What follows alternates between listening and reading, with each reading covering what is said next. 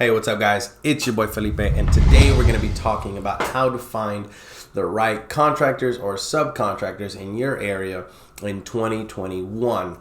This is a very important step, especially if you're going to be managing your own properties. Let's get started.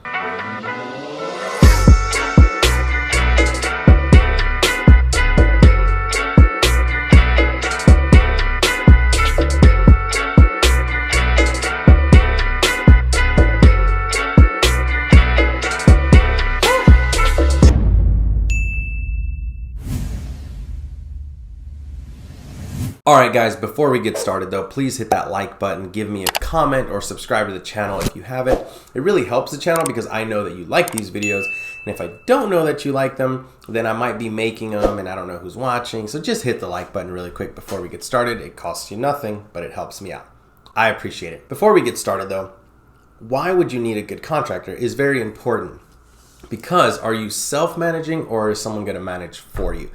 Are you in the business of building relationships, or are you just in it to buy rental properties passive and your property manager is going to manage them for you? If your property manager is going to manage your properties, don't worry about building relationships. Get out of this video before you do. Hit the like button though and go watch something else. Now, if you are going to hire a contractor and you are going to use one, this is very important. So let's talk about it. One of the first things that I do when I am going to get me a contractor is, does he have a stud finder? No, I'm just kidding. One of the first things that I do when I'm going to find a contractor is I ask for referrals. This is crucial, and anyone that's ever used more than 2 contractors know that a cheap contractor is the worst. So you're going to find a contractor, you're going to hit him up, and you're going to say, hey, I want to hire you for a job. I'm going to pay you fair. I'm not going to negotiate, but I'd like to ask you a couple questions to make sure that we're a good fit for each other. I don't want to waste your time, and I don't want to waste mine. Can I have some references in regards to what job are you asking for? So let's say that you're asking for a tile job, right? Do you have any referrals for tile jobs you've done in the past? Oh yeah, I have Betty, Lou, Sam, and Victor. Great. You mind if I call 2 or 3 of your best ones? Sure. This is where a lot of people fail. They don't call the references. They just assume that because they gave you some that it went well. Call them. If any of them give you a negative review, move on to the next contractor.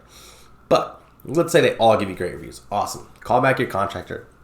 Hey contractor, awesome references. I really appreciate it. Hey, do you mind if I meet you at the job site you're on now? I'd really like to see your work in action. I'm not going to bother you, and hell, I might even just bring you lunch. Most contractors, if they're worth anything, they're going to say yes. And if they don't have a job at the moment, you'd be a little scared. But let's say that contractor says, heck yeah, dude, come on out, bring tacos. Bro, you bring them the best tacos ever. This is a great way to build a relationship with this contractor.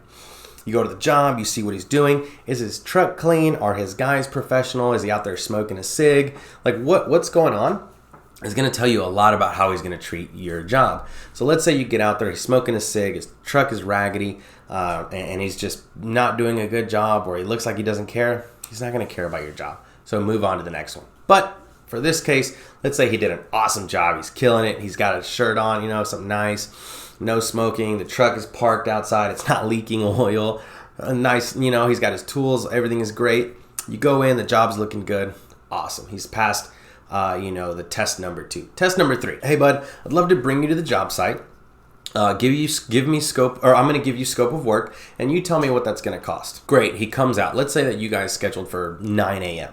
If he gets there anything past 9:05 and he doesn't call, it's probably somebody you don't want to use, right? Typically for me, rule of thumb is they got to be on time or early, or at least give me a heads up. Hey, my son is sick, this, that, the other. We all have lives, but excuses don't matter, right? So if he's like, he calls you, hey, it's 8:30, 8:45. Hey, I'm sorry, I'm running late. My daughter missed the school bus, whatever. No problem, bud.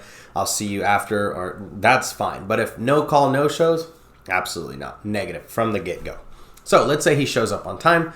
He's crushing it. Nice little button up. He looks at the job, gives you scope of work. He's got his stud finder.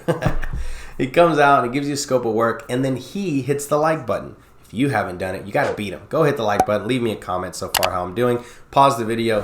All right, I'm glad you did it. No, I'm just kidding. So he comes out. You have a great, he does a great look around. Everything looks great. He gives you a solid quote. You take that quote and now you repeat that process 3 times if you have the time to do so. In my opinion, you have to have the time to do so because a bad contractor is going to destroy the job. So you have to make the time to get 3 quotes minimum, and then you pick based on who passed the test the best, right? Not who has the best price, but who did best on those 3 things. So just to recap, right? You're going to find a good contractor who shows up on time, who's got references, who has a job currently going on, and the price is pretty well, right? Because you're in the business to build relationships, not just to save money. All right, guys, that is how, in my opinion, you find the best contractors in 2021. Thank you so much for watching. Please hit the like button, leave me a comment, and subscribe to the channel if you've liked the video so far. Thanks, guys.